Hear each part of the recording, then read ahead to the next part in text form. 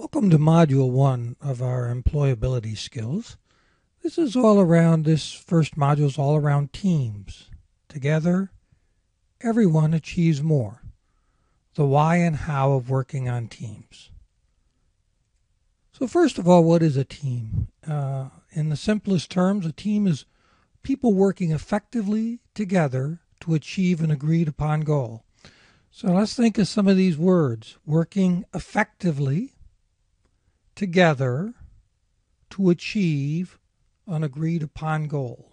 So it's folks working, so that's the definition. And there's lots of examples of teams where we've seen teams work effectively together as a group and achieve a goal. So familiar examples are athletic teams, volunteer committees, business teams, quality improvement teams. Some of these are more or less formal than others, but they all equate to that original definition of people working together effectively to achieve an agreed upon goal. So why would you use teams? Well, there's lots of benefits to businesses and organizations. First of all, they enhance the creative thinking needed for innovation. As we understand the changing world, innovation is critical. It promotes employee involvement and buy-in. Employees are going to work harder if they feel that they're part of the process and part of the decision making. And a team generates results that are greater than those oftentimes produced by the individual members. So the team is generally stronger than the individual. So what are some effective team characteristics? Well, first of all, teams tend not to be too big or too small. You don't want 100 people on a team. You don't want 2 people on the team. Members tend to be very competent in their roles. Critical, the team has a clear goal, and all members are committed to accomplishing that goal. Members feel comfortable sharing his or her ideas. Team members are willing to consider new ideas.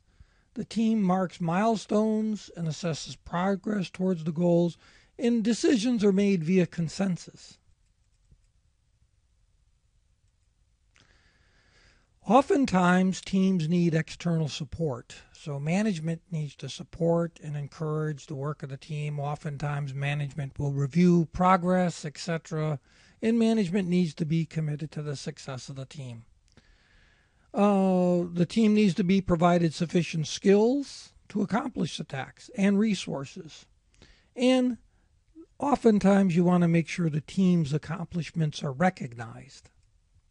So there are several stages in the development of teams.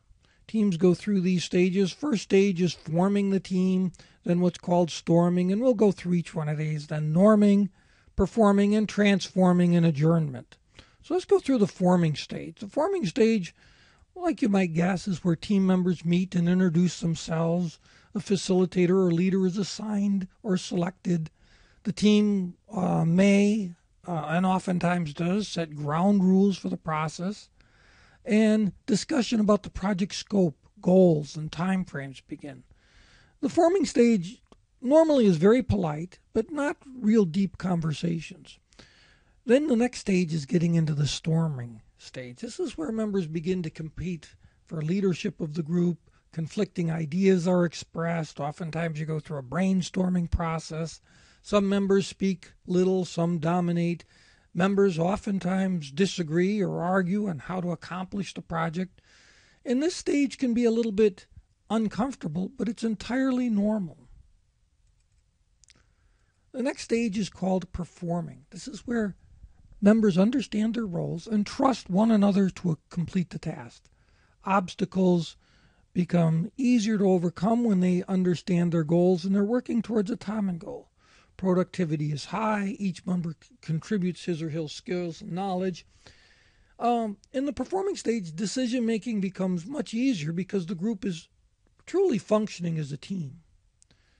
The norming stage is where members reconcile their differences. Members feel part of a productive group. The team reaches agreement on the decisions. Information is freely shared with everyone. Finally, the transforming and adjourning stage. After the goals are met or achieved, Results evaluated and accomplishments acknowledged. Oftentimes there's a reward or a celebration. The team may be dismissed, may be reassigned to a new project, and oftentimes some members stay, some members leave at this point. Now, sometimes things don't go as one might expect. Sometimes the teams aren't working so well. Well, there might be dysfunctional team members, members who dominate every conversation or withdraw or act verbally or even physically aggressive, are naysayers, block every idea, or ignore the task at hand. So I think if we think of our examples, we can recognize some of that. So how do you prevent some of that? Well, first of all, you have to recognize that group dynamics involve skills that must be learned. Not everyone on a team may have mastered all the skills to be successful team members. Some people are great individual contributors, but not great team members. Start by establishing, as a team, ground rules. So what are ground rules? Ground rules are written agreements among the team members about how to conduct themselves within the group.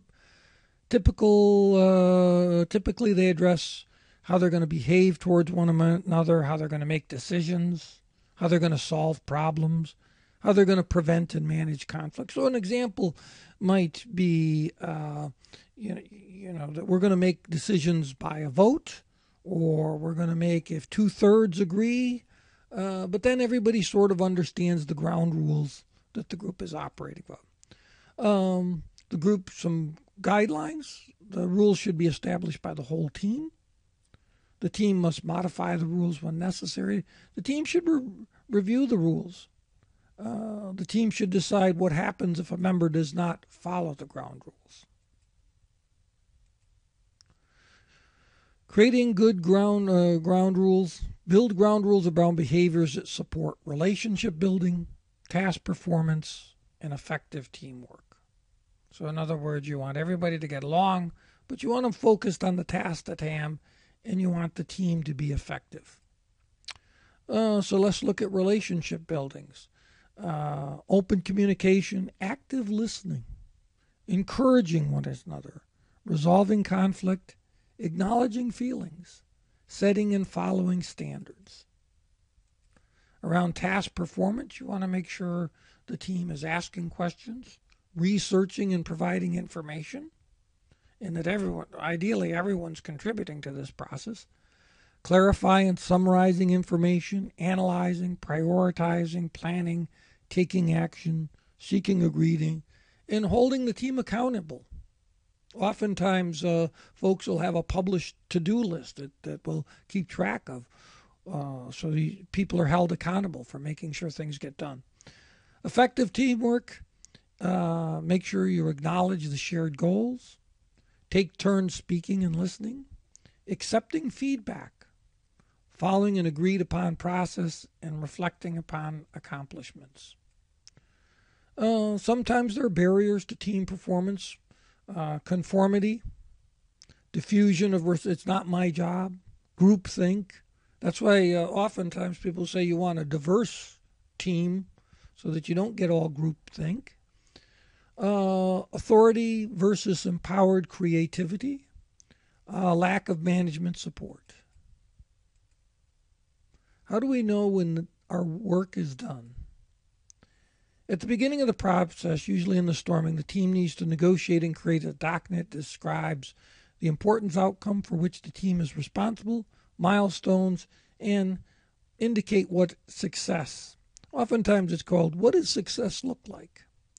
The team accountability should review the document at each team meeting, include milestones, discuss milestones, renegotiate a revision, document all work along the way in a written report describing the process and accomplishments. So, in review, effective teams consist of competent, committed members, go through several stages of development, work collectively in an atmosphere of respect and trust, have a clear goal to accomplish, understand how success will be measured, and benefit both the team members and their organizations. Thanks.